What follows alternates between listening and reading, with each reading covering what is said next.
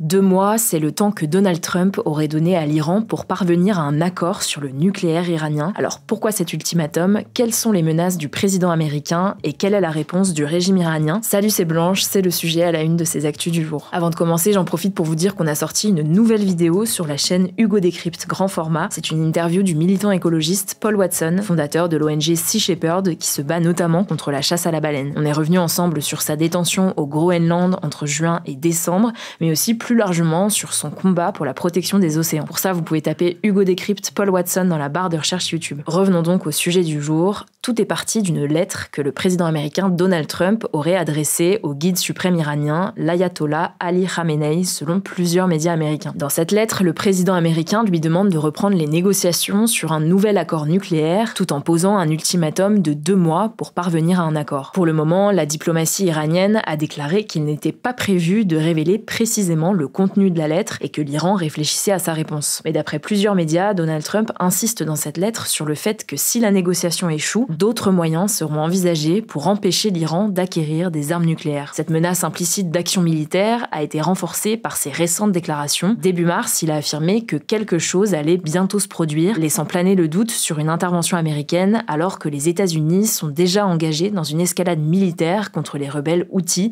soutenus par l'Iran. On revient dessus juste après. Mais alors, pourquoi les États-Unis cherchent-ils à négocier avec l'Iran sur la question du nucléaire? Officiellement, l'Iran n'est pas une puissance nucléaire puisqu'elle ne possède pas d'armes nucléaires reconnues. Mais il faut noter que dans les années 50, l'Iran avait démarré un programme nucléaire avec l'appui notamment des États-Unis. L'objectif, c'était de développer un programme nucléaire civil et non pas militaire. Mais après la révolution islamique de 1979 en Iran, les relations entre les États-Unis et l'Iran se sont détériorées fortement et les États-Unis ont complètement cessé leur soutien au programme nucléaire iranien. Le truc, c'est que depuis plusieurs décennies, les pays occidentaux, dont les États-Unis, craignent que l'Iran utilise son programme nucléaire civil pour fabriquer en réalité une bombe atomique. Les soupçons ont notamment commencé à voir le jour dans les années 2000 après la découverte de sites d'enrichissement d'uranium non déclarés en Iran, l'uranium étant un élément clé pour fabriquer une bombe atomique. De son côté, le régime iranien dément ces accusations et affirme que son programme ne sert qu'à des fins civiles, notamment pour l'énergie et non pas à des fins militaires. Résultat, en 2015, un accord entre l'Iran, l'Allemagne et les membres permanents du Conseil de sécurité de l'ONU, à savoir les États-Unis, la France, le Royaume-Uni, la Russie et la Chine, avait été signé pour limiter les capacités nucléaires de l'Iran, notamment en restreignant son enrichissement d'uranium et en renforçant les inspections internationales. En échange, les sanctions économiques qui pesaient sur l'Iran devaient être progressivement levées. Mais en 2018, Donald Trump a retiré unilatéralement les États-Unis de cet accord et rétabli les sanctions malgré le respect des engagements iraniens, selon l'Agence internationale de l'énergie atomique. Selon le président américain, l'accord n'était pas suffisant pour empêcher l'Iran de se doter de l'arme nucléaire. En réaction, l'Iran a repris progressivement l'enrichissement d'uranium, atteignant aujourd'hui un seuil de 60%, alors qu'il faut atteindre un seuil de 90% pour pouvoir fabriquer une bombe atomique. L'accord de 2015 plafonnait ce taux à 3,67%. Les réserves iraniennes d'uranium ont augmenté très rapidement avec une progression de 51% entre novembre 2024 et février 2025. L'Agence internationale de l'énergie atomique et les pays occidentaux craignent donc que l'Iran, qui dispose déjà de missiles balistiques, soit en mesure de produire plusieurs bombes nucléaires d'ici peu,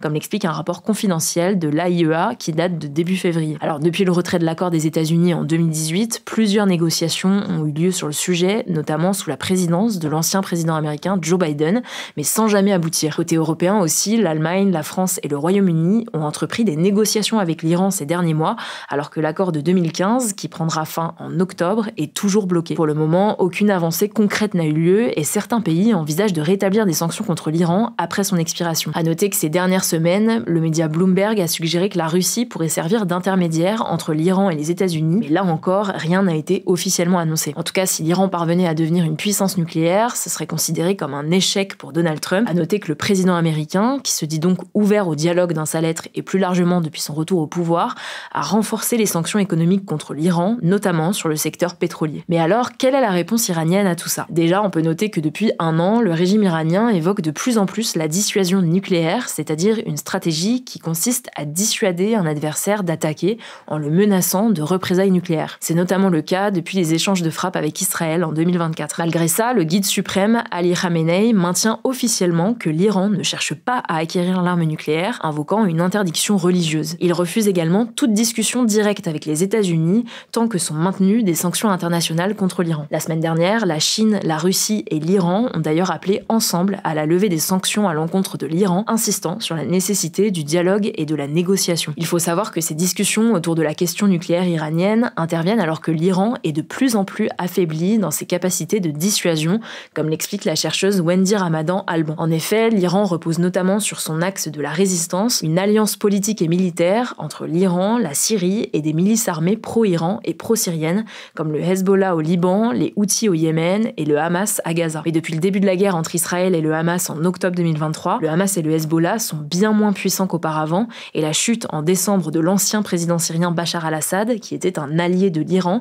a été perçue comme une défaite pour le régime iranien. Concernant les Houthis, donc ces rebelles qui sont au Yémen, on assiste à une importante escalade militaire avec les États-Unis ces derniers jours. Aujourd'hui, les Houthis contrôlent une grande partie du Yémen, dont sa capitale Sanaa, et ils ont mené plusieurs attaques de missiles contre Israël et des navires en mer Rouge, accusés de liens avec ce pays depuis le début de la guerre à Gaza. Les attaques avaient cessé avec la trêve à Gaza, mais les Houthis ont annoncé mi-mars leur décision de les reprendre. Depuis ce week-end, les frappes entre les États-Unis et les Houthis ont repris, et Donald Trump a averti sur son réseau social Truth Social que chaque nouveau tir des Houthis sera désormais considéré comme ayant été tiré par les armes et le leadership de l'Iran, menaçant l'Iran de conséquences terribles. On continuera à suivre tout ça, je vous laisse avec Morgane pour les actualités en bref. Bonjour à tous, on commence avec cette actu. Après l'appel très médiatisé entre le président américain Donald Trump et le président russe Vladimir Poutine en début de semaine, c'est Donald Trump et le président ukrainien Zelensky qui se sont appelés ce mercredi. C'était un appel qui était assez attendu, 3 semaines après l'altercation entre les deux dirigeants à la Maison-Blanche. En tout cas, cette nouvelle conversation était très bonne selon les deux présidents. Ils ont donc discuté du conflit en Ukraine et en particulier de l'appel russe pour aligner les deux pays sur les stratégies futures. L'Ukraine a accepté sur le principe un cessez-le-feu qui ne concernerait que les infrastructures énergétiques et civiles russes. Alors ce cessez-le-feu n'est pas encore officiellement en place,